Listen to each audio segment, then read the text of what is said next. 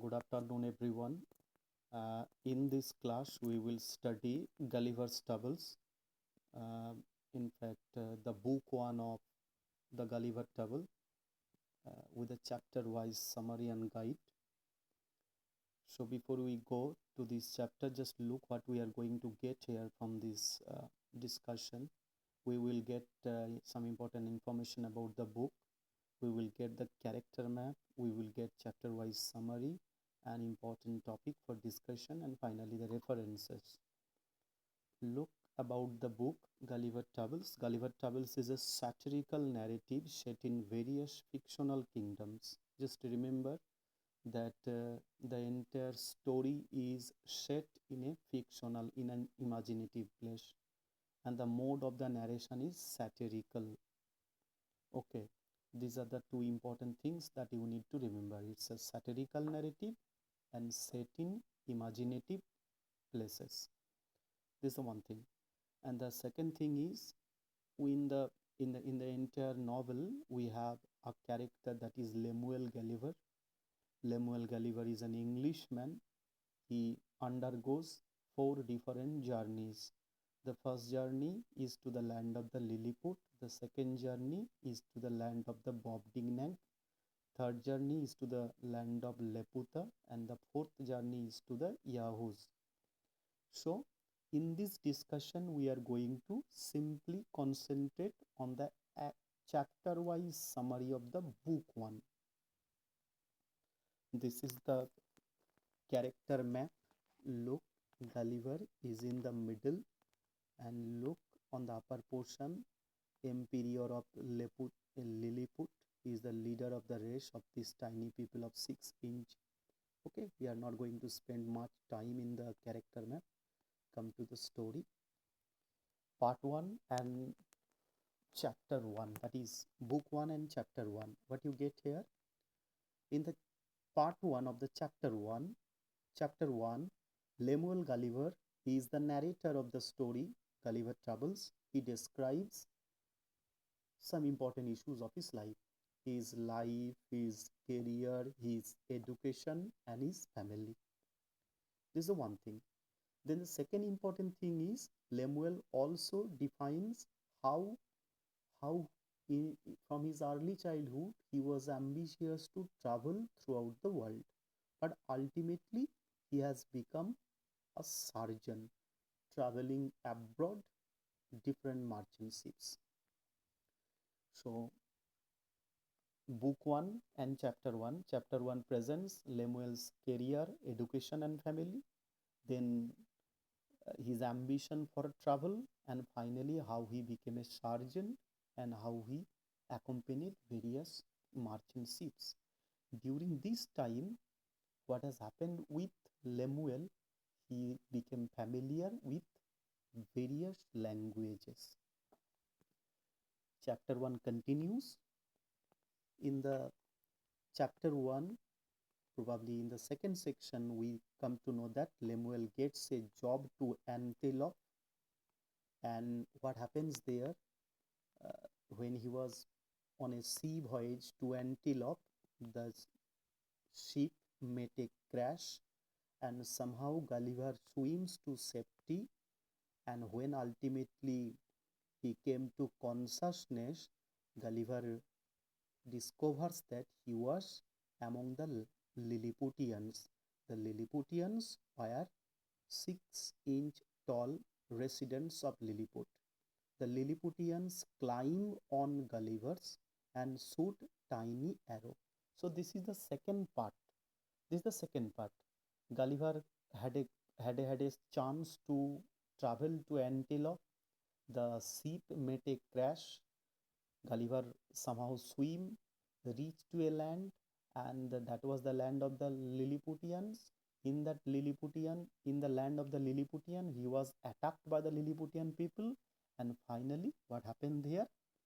Gulliver is chained to an abandoned temple. The Lilliputians was attacking with the arrows, and finally chained Gulliver.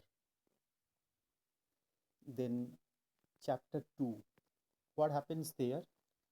In the chapter 2, Gulliver wakes up in the chains and stands up admires the countryside and he relieves himself inside the building but feels guilty for doing so. He resolved to make his morning duties outside. So what happens here? Gulliver was brought. Gulliver was brought in front of the king. In such a situation, Gulliver was still chained, and Gulliver decided that he should do the morning duty outside the building. The emperor arrives at the temple on the horseback. The emperor leaves and placing Gulliver under the watch of the guards. So what happens there? The emperor of Lilliput, he comes, he sees, and ultimately he gives the duty to the other Lilliputians to look after Lemuel. Gulliver's mercy impresses the emperor's court, and ultimately he agrees to give Gulliver's meal and servants and a tutor to teach him Lilliputian language. So this is the hospitality that Gulliver received from the Lilliputian. So the Lilliputians were very much impressed by Gulliver's behavior, and that's why Gulliver was given servant, Gulliver was given meal, and Gulliver was given tutor so that Gulliver can learn the language of the Lilliputians. Look at the second bullet. Gulliver was learning their language very quickly. Look at the fourth bullet. Gulliver cooperates with the king's order to search Gulliver's for weapon. So Gulliver became very much involved with the Lilliputians, and finally they allow Gulliver to keep most of his things, but he surrenders a knife, a razor, and the pistol. The Lilliputians allowed Gulliver to keep everything with him, but Gulliver Gulliver did one thing. He surrenders his knife, his razor, and the pistol to the Lilliputians. Part 1 and Chapter 3. In the Chapter 3, what happens here? This is one of the funny side of the Lilliputians. The Lilliputians had their entertainments of various kind. In the Chapter 3, the Lilliputians, they arrange a kind of a rope dancing. The emperor entertains Gulliver by showing this kind of a rope dancing. And what is more funny about the Lilliputians, that the best and the winner rope dancer, he will get job. So rope dancing is an entertainment, and the best rope dancer will get a job as a reward. That is more funny with the Lilliputians. Then the second half of the Chapter 3. Gulliver's another game in which he holds out a stick and the government candidates either leap over or crawl under. That is the second game that Gulliver saw among the Lilliputian. Okay, two people will hold a stick.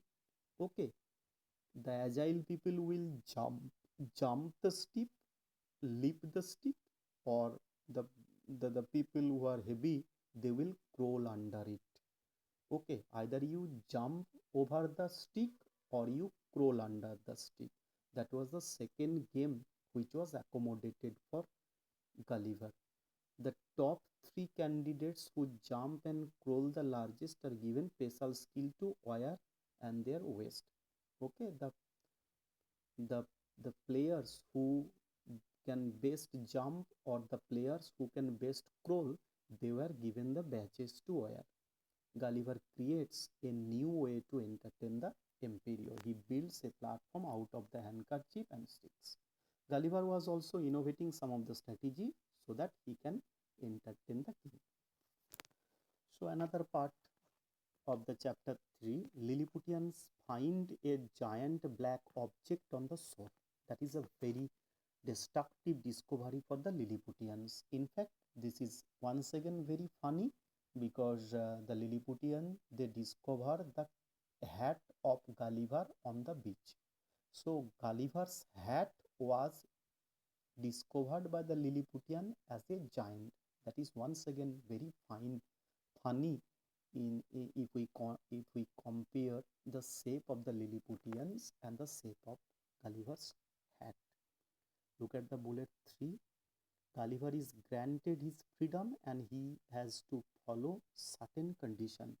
So while staying with the Lilliputian, Gulliver was given enough freedom, but the freedom was given with some condition. For example, he is forbidden to leave the island without permission. So this kind of a freedom. Gulliver, you stay here, you are free, but you have some condition with your freedom. You can stay here, but you cannot leave the island without permission. So, chapter 4, Gulliver visits the Lilliputian capital city, Melendo. Melendo was the capital city and the emperor's palace. This is the first visit. Okay. Then look at the second bullet. According to the Lilliputian philosopher, all true believers break their eggs at the convenient end. This is another. This is another funny side. This is another funny side. Earlier there was a rope dancing, there was leaping or crawling, and this is another important sport among the Lilliputian, that is the egg breaking. So in the chapter 4, Gulliver has already reached to the capital of Melendro. He has seen the palace of Melendro, and not only that, he has also listened that kind of a peculiar philosophy that the wise believer, the believers in truth, they generally break the egg in the convenient end. Then what happens here? This outrage big Indians in Lilliput and some rebel and were executed. So Gulliver also comes to know that some secret rebellion is going among the Lilliputians. Okay. In the chapter 5, Gulliver honors his promise to defend the Lilliput from the Blefuscu. So look, chapter 4 talks about some enemy, some rebel, and in the chapter 5 you get the enemy. So the Blefuscu, they were trying to attack Lilliput, and probably once again Gulliver tries to protect Lilliput or Lilliputian from the attack of the Blefuscudians. The emperor is pleased and gives Gulliver the title of Nardak. Okay, as Gulliver has able to save, as Gulliver has been able to save the Lilliputian from the Blefuscu, that's why the king, out of pleasure, he has given a title to Gulliver. The king has given a title to Gulliver, that is Nardak, that is the highest honor. And look at the bullet, uh, bullet third. This upsets the emperor and the other official in the government, so that Gulliver falls out of the favor with the emperor. 3 weeks later, Lilliput makes a peace treaty with the Blefuscu, and Gulliver asks the emperor for permission to visit the Blefuscu in the future. So what happens here? The king, the emperor was unhappy because Gulliver has decided that Gulliver will also visit to the land of the Blefuscu in the future. The emperor agrees but remain cold towards Gulliver. But suppose it's a very, very usual thing. Earlier, Gulliver has helped the Lilliputian to protect themselves from the Blefuscu, but very same Gulliver, he wants to visit to the Blefuscudian. This is something that has displeased the king. So though the king agrees, but he remains cold towards Gulliver. Chapter 6. In Lilliput, everything exists in proportion to the Lilliputian. Meaning, if the people are of 6 inches, other things are also proportionately created. Lilliputians are clearly able to see objects that are close but cannot see far away. That is one of the limitation of the Lilliputians. Lilliputian are the small people. Other objects are also smaller because all things are proportionately created. But what is important for the Lilliputians cannot see object from very far. This is one important thing.